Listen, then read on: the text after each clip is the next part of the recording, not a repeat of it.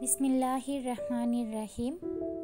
সকালবেলা ঘুম থেকে উঠেই প্রথমে আমি বাবুর খাবারগুলো রান্না করে নিয়েছি, তারপর এখানে ডালটা বসিয়ে দিচ্ছি। সেজন্য কিন্তু ডালটাকে আমি 4 থেকে 5 বার ধুয়ে নিব। অনেকেই কিন্তু এরকম কমপ্লেন করে থাকেন যে ডাল সেদ্ধ হতে চায় না, তো সেক্ষেত্রে কিন্তু এই টিপসটি আপনাদের উপকারে আসবে। ডালটা অবশ্যই 4 থেকে 5 বার ভালো করে ধুয়ে একেবারে স্বচ্ছ পানি আসা পর্যন্ত ধুয়ে নেবেন, তাহলে ইনশাল্লাহ ডালটা আর গলতে সমস্যা হবে না, সুন্দরভাবে সেদ্ধ হয়ে যাবে। দূরে এবং কাছে যে যেখান থেকে আমার আজকের ভিডিওটি দেখছেন সবাইকে আসসালামু আলাইকুম। আশা করি আল্লাহর অশেষ রহমতে সবাই অনেক ভালো আছেন। আলহামদুলিল্লাহ আমরাও ভালো আছি। তো এরপর আমি এখানে মুগ ডাল দিয়ে মুরগির মাংস রান্না করার জন্য পেঁয়াজ বাটা ছিল, সেই পেঁয়াজ বাটাটা দিয়ে দিয়েছি। আপনারা কেউ চাইলে এখানে পেঁয়াজ কুচিও দিতে পারেন। আমার পেঁয়াজ বাটা ছিল, সে কারণে আমি আর পেঁয়াজ কুচিগুলো দিইনি। আর এই ভিডিওটা মূলত আমার বুধবারের, তো বৃহস্পতিবারের রাত্রে থেকে কিন্তু আমরা বিয়ে বাড়িতেই খেয়েছি, আর এটা হচ্ছে সকালবেলার।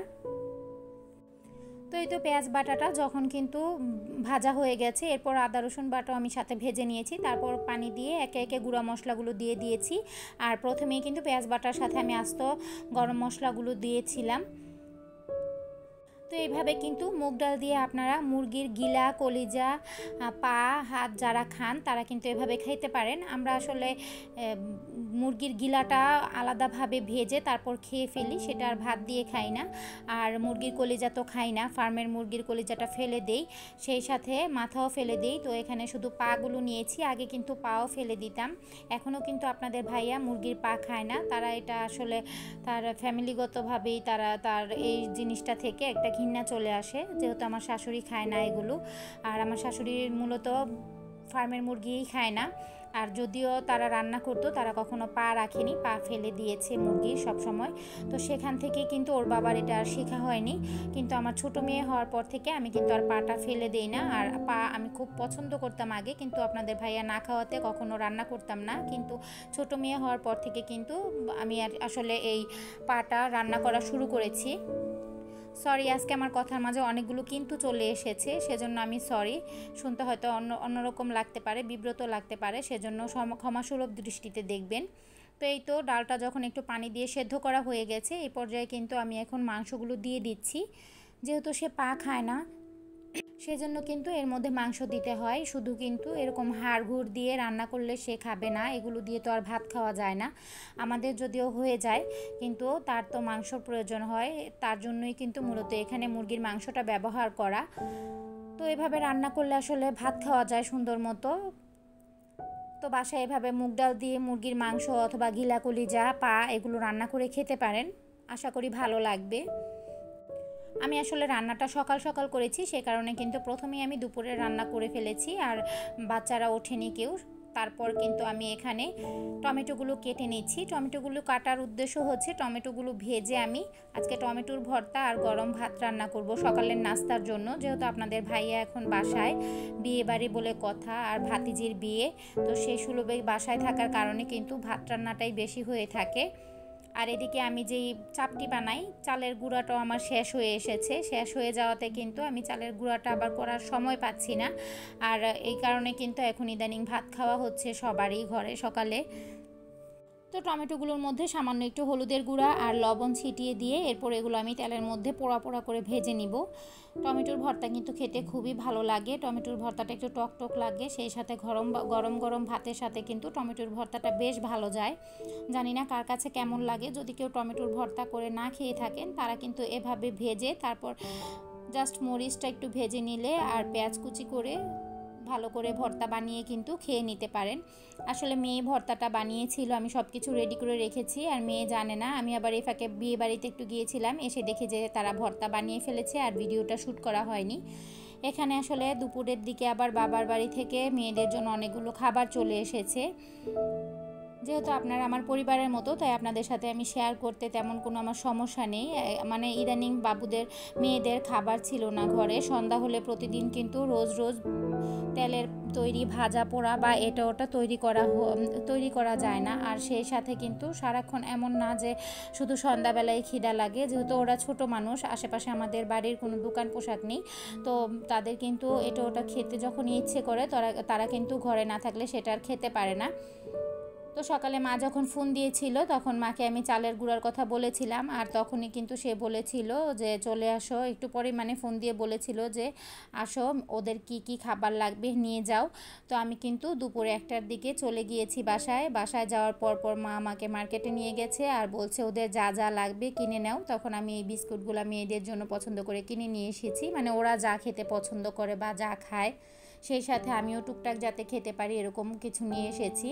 তো এখানে নিমকি ছিল, টোস্ট বিস্কুট ছিল, চানাচুর ছিল। চানাচুরটা বড় মেয়ের বেশি প্রয়োজন হয়, ও যেহেতু মুড়ি খেতে পছন্দ করে, আর নিমকি আমরা সবাই খেয়ে থাকি ঘরের।